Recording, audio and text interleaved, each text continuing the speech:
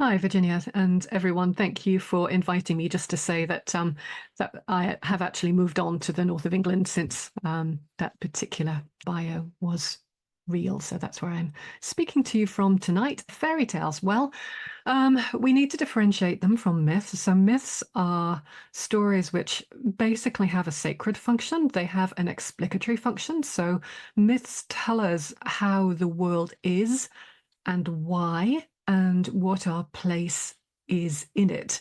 So myths tend to be kind of cosmological, and they are usually inhabited by non-humans, or the key characters are non-humans.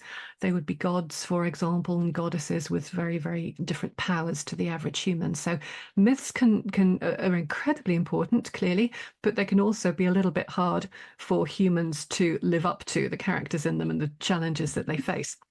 Fairy tales are a subset of folk tales, and folk tales, by definition, are the stories of the folk, of just ordinary people. So they don't have this big kind of cosmological explicatory function.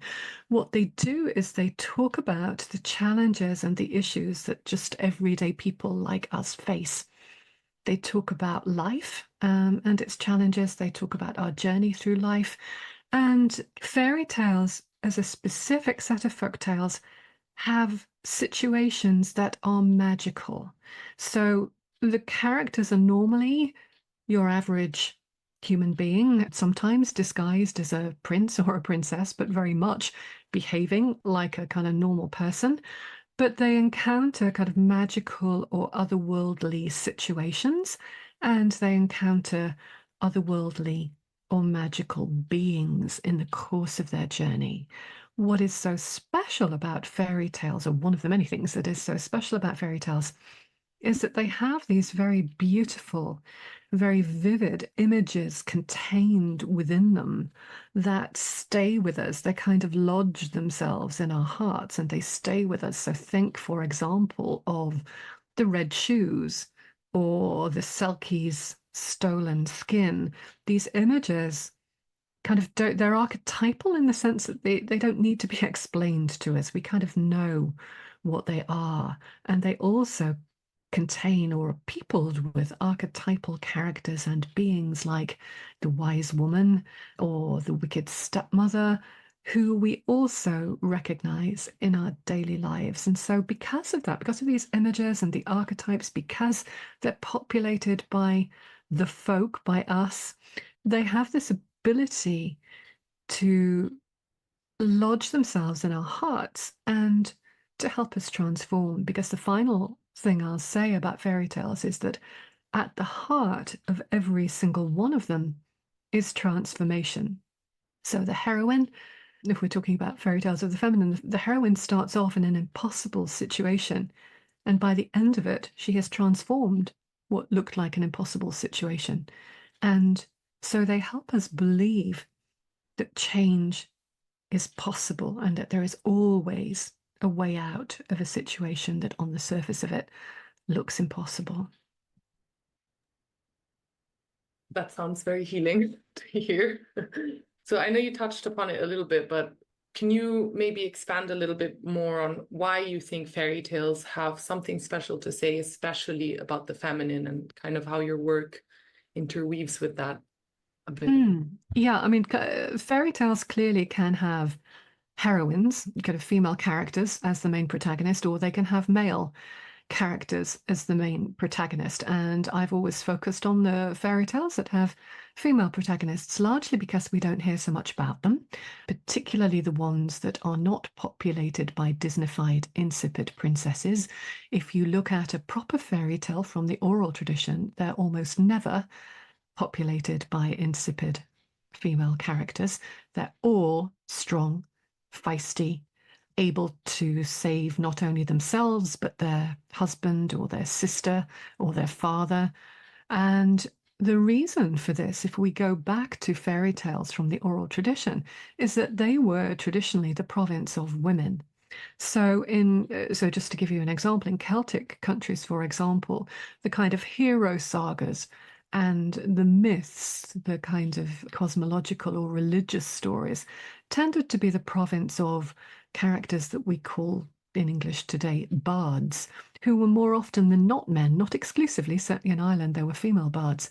But the stories that we're talking about were usually told by women to each other when carrying out domestic tasks.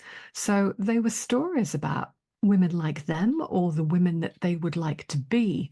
They had situations in them that women would recognize, like, all of a sudden, gosh, you've got to spin an entire room full of straw into gold by the morning. Women knew all about impossible domestic tasks.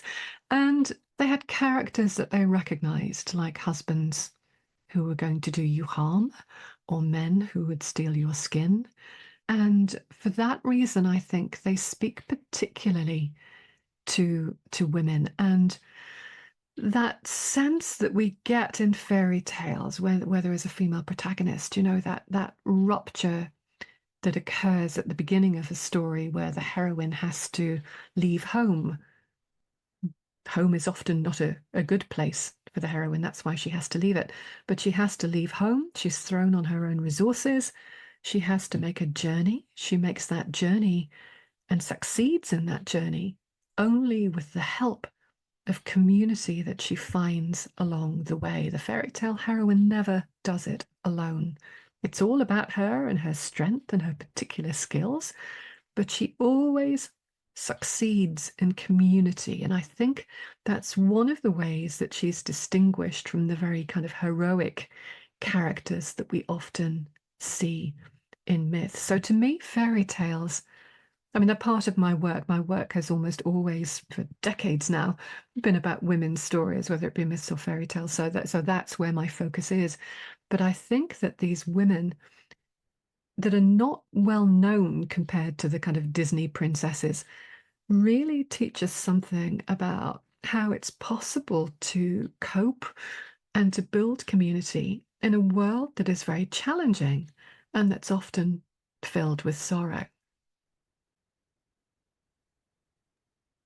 Yeah, I mean, it's such a revolutionary practice in a world that especially tends to kind of isolate us and push us into silos. So I think that's such a beautiful thing to look to. And what I find so curious about fairy tales is the idea of them as like a form of intimate knowledge transition, as you were saying, and communal storytelling that could escape or evade the narrative formation of the dominant paradigm, which is, what we were talking about. And yeah, to what extent, if you can expand on to what extent this is the case, and how can they be an access point or clues into encoded matrilineal histories and cultures, and how can we reclaim the feminine and ecological nature of fairy tales that have been co-opted by patriarchal domination and replant them within their ecosystems? Yeah, that's at least a couple of questions tied up in one. So let me deal with the first part of it first, which One is, by one. yeah, the first part of it, how do they challenge the kind of dominant narrative? Um, I've written a lot about what I call the post-heroic journey as a kind of antidote to the hero's journey. Now, the hero's journey is very wonderful. It had its day. Joseph Campbell, the American mythologist who coined the term and wrote the book, was writing about this in the 1940s and was very, very much a man of his time. It was a very heroic time in the West. It was a particularly heroic time in America. It was a very patriarchal time. Women didn't have much power. So he was very, very focused on the hero. And Campbell's concept of the hero was really quite individualistic. This was a paradigm that was about individualism, about being better than everybody else. It was a paradigm that was about progress and growth and more of everything. And I think I feel very strongly that the time for the hero passed quite some time ago, actually. And so looking at, unlike Campbell, who is a comparative mythologist, I have academic qualifications in British and Celtic mythology and also in British, Celtic and European folklore. And so I've done a very deep dive into my native kind of British, Celtic and European traditions. When you do that, you find actually that the fairy tales I'm talking about, the ones that spring up from the oral tradition, not the ones that were written in French literary salons, as a kind of literary exercise, but the ones that came down through all of the centuries and not really very heroic at all. So I've already mentioned that most fairy tale, well, I think actually all fairy tale heroines can only achieve what they need to achieve, can only progress on their journey by with the help of others. Now, that could be a wise old woman in the woods, or it could be a tribe of hungry mice that she shares her porridge with, and then the mice pay her back by sorting all of the seeds in the big test that she set in the fairy tale. There will be talking horses that she encounters who, help her on her path. So everywhere you look, although her resources, she very much has resources of her own, everywhere you look, she is being helped by others. It's a community thing. She doesn't do it alone. It's not that heroic kind of lonesome kind of male thing that we see so often in the old legends and sagas from the heroic tradition. It's all about community. And that in itself, I think, is against the dominant paradigm. Very much so. And I think we also have in many of our fairy tales, it's a bit of a digression from the feminine, but we have in many of our fairy tales, certainly from Britain and Britain and Ireland, we have this very strong sense of not taking more than you should. And that's really important. So, for example, there are many, many versions of a story, which I know the Irish one best, and it's a story about a cow called the Glass Gavlin, and that roughly, she's basically the cow of plenty, and she has milk for everybody who needs milk, and anybody can come to the Glass Gavlin, the cow of plenty, with a bucket, and she'll give them a bucket of milk until one day somebody comes along with many buckets and a sieve and tries to milk the Glass Gavlin through a sieve so that she can't feel. With her udder, she can't feel the buckets filling up. She just feels empty all the time. Well, when the Glass Gavlin figures out what's going on, she takes off. She's never seen again. That's the end of the cow of plenty. So we have these kind of stories that not only tell us that the feminine is very wonderful and full of clever tricks and full of ways through and has the ability to create community. Not just about that, but just telling us what we need to hear today, which is that we're not going to survive by taking too much. We're not going to survive by kind of killing the planet. So they're all pretty much anti the dominant paradigm. And that is why I'm so passionate about them and why I think we need to hear more of them and to just delve into them a little bit more deeply to get that kind of wisdom. So that was the first bit. And now I've forgotten the second bit. Don't worry. Wasn't that always going to happen? Obviously.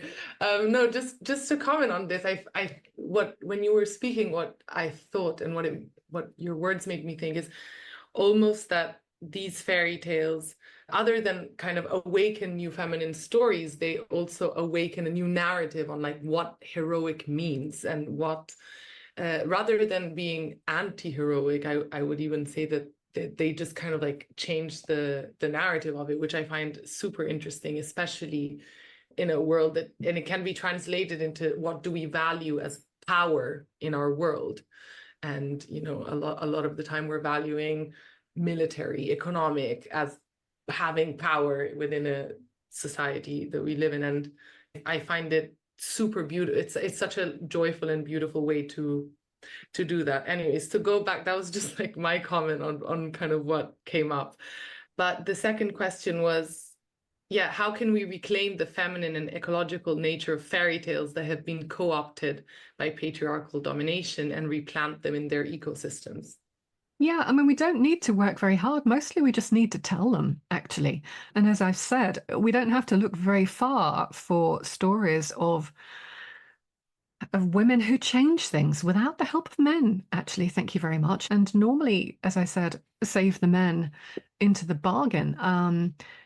To the extent that they are stories about power, and they're not always, but to the extent they are, you normally find a woman, the fairy tale heroine, let's call her, overcoming power, not through swashbuckling or fighting or with kind of shiny armor, but just by outwitting the monster. For example, there's a wonderful old Scottish story from a story from Orkney called Peerie Fool, where a third daughter saves her two sisters who've been skinned by a giant who steals cabbages from their cabbage patch. It's a wonderful story and very, very strange. But she does that by outwitting him. She doesn't fight him. She doesn't stab him. There's none of this battle malarkey. She just outwits him. And that's normally the way. So there is this sense of subversion that these fairy tales with these heroines tell us how to subvert power, not go at it with an axe, but just kind of work around it and make it irrelevant, actually. And not all of the stories that I'm talking about end in marriage. There are many European stories where actually the heroine doesn't want to be married to, we find this in a lot of Bluebeard kind of stories. She escapes from the Bluebeard character in many European versions of that story before she's actually married him. And then that's it. She doesn't find another husband. She's fine by herself, actually. So there are lots of different ways of being in fairy tales.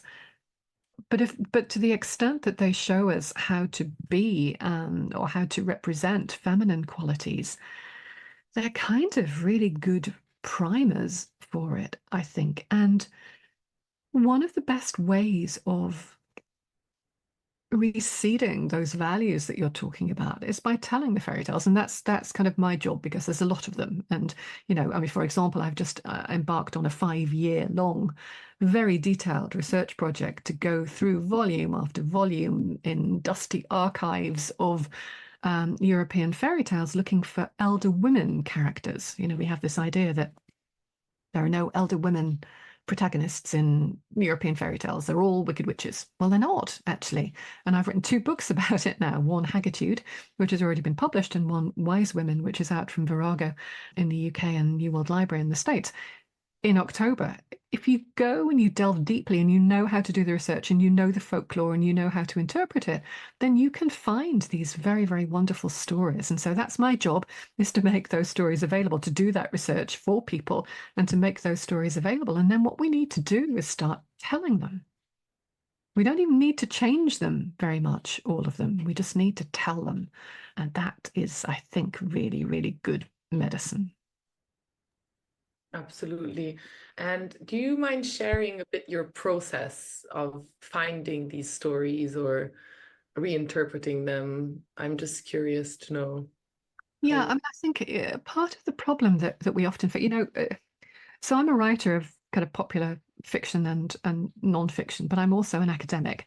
And that's really important to me, that what I'm writing about, I actually know about. I haven't just kind of read one book sometime. I've been studying this stuff for decades, all of my life. And when you are an academic, you learn methods of research so that you don't read 1 or 2 or 3 books and draw big conclusions from that 1 or 2 or 3 books. You go away and you look at everything that you possibly can find. So when I was looking for stories of elder women, that is basically what I did. I amassed a great collection of obscure and wonderful old fairy tales. There's a wonderful old Scottish book here, which is partly in Scottish Gaelic, for example, and partly in English. This is a really rare book. So I'd make myself, I'd find out that books like that existed, and if I could get hold of them from a library, or if they were cheap enough on books or whatever, I'd buy them. But also looking at the internet archives and understanding where to find all of the fairy tales from Russia, not just the bestseller on Amazon, and looking, just literally reading for months on end. It's not really hard work reading fairy tales, but making a note of all of the elder women characters in this particular case, but then also having the knowledge to be able to classify them. So as well as an academic background in folklore and mythology, I'm a psychologist and was a practicing psychologist, and love working from a kind of Jungian and post-Jungian perspective. So looking at the archetypes and being able to say, okay, the wise woman archetype, what is that? And which of these women fit into it? Which of these women fit into the kind of creatrix archetype, the old women who literally create and shape the world. Which of them are tricksters? Which of them are truth tellers? So it's kind of a funny combination of skills, but I love doing it. And it's not really been done very much before. I mean, I think, we all know, I'm sure, Clarissa Pinkola Estes's Women Who Run with the Wolves, where she was looking at the kind of wild woman archetype in world fairy tales. But really beyond that, there's been very little of this kind of work. And there's such a rich treasure house of fairy tales there with female characters for us to delve into and to explore. So yeah, it's time consuming, but that's kind of what I do.